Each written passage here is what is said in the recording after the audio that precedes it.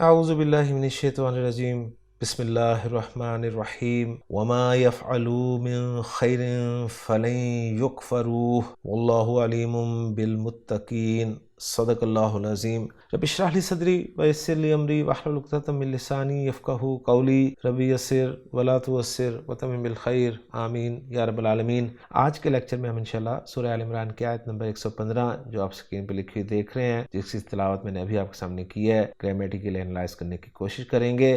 آیت کے پہلے ہم حصے بنائیں گے، وقف کی ایک ہی علامت ہے، لہٰذا آیت کے حصے بنیں گے دو۔ پہلا حصہ ہوگا وما یفعلوا من خیر فلن یکفروہ، دوسرا ہوگا واللہ علیم بالمتقین۔ اب جو پہلا حصہ ہے اس کے الفاظ سے بات کریں گے۔ واو حرف ہے، ما اسم ہے، یفعلوا جو ہے یہ فعل مضارع مجزوم کا صیغہ استعمال ہوا ہے، معروف ہے۔ فا عین لام روٹ لیٹرز ہیں، فعل یفعلوا با فتح یفتح سے استعمال ہوتا ہے کرنا کے معنی میں، اور اس کے مجزوم ہونے کی وجہ کیا ہے یہ انشاءاللہ ترکیب میں دیکھیں گے۔ من حرف جر ہے جس کے بعد خیر کا لفظ مجرور ہے، فا حرف ہے، لن حرف ہے اور فعل مضارع سے پہلے آتا ہے، اور فعل مضارع میں زوردہ نفی کے ساتھ فعل مضارع کو مستقبل کے ساتھ خاص کر دیتا ہے۔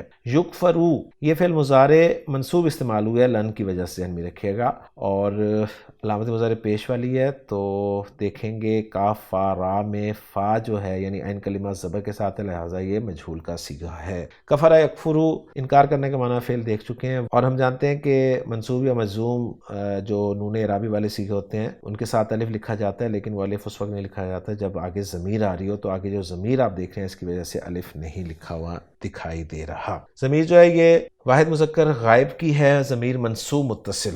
پہلے حصے کے الفاظ مکمل ہو گئے، اب چلتے ہیں دوسرے حصے کے الفاظ کی طرف، جس میں پہلا لفظ واو ہے، حرف ہے، اللہ مرفوع ہے، علیم مرفوع ہے، با حرف جر ہے، اور المتقینہ المتقونہ کی مجرور فارم ہے یہاں پر، کیونکہ پیچھے حرف جر با آ رہا ہے۔ تو الحمدللہ جی الفاظ پہ بات ہوگی، اب چلتے ہیں جملوں کے اعراب کی طرف۔ تو پہلا جملہ وما یفعلوا من خیر فلن یکفروہ، واو کو استنافیہ قرار دے دیتے ہیں ہم، کیونکہ ہم نیا جملہ کر رہے ہیں۔ ما جو ہے یہاں پہ شرطیہ ہے، اس لیے جو آگے یفعلوا فعل دیکھ رہے ہیں آپ وہ مجزوم استعمال ہوا ہے، اور اس ما کو ہم بنائیں گے جی مفعول بھی مقدم، اور یفعلوا جو ہے یہ فعل با فاعل ہے، واو ضمیر مرفوع متصل فاعل ہو گیا۔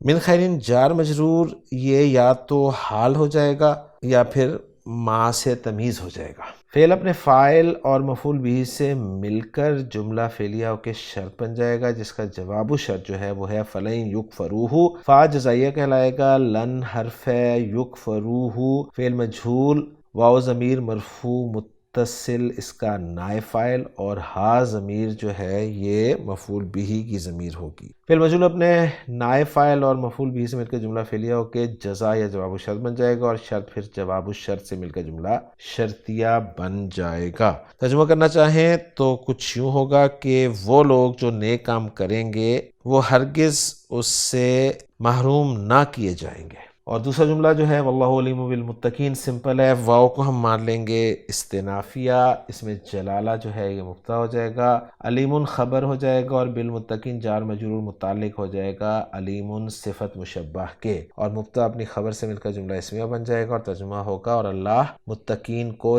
جاننے والا ہے۔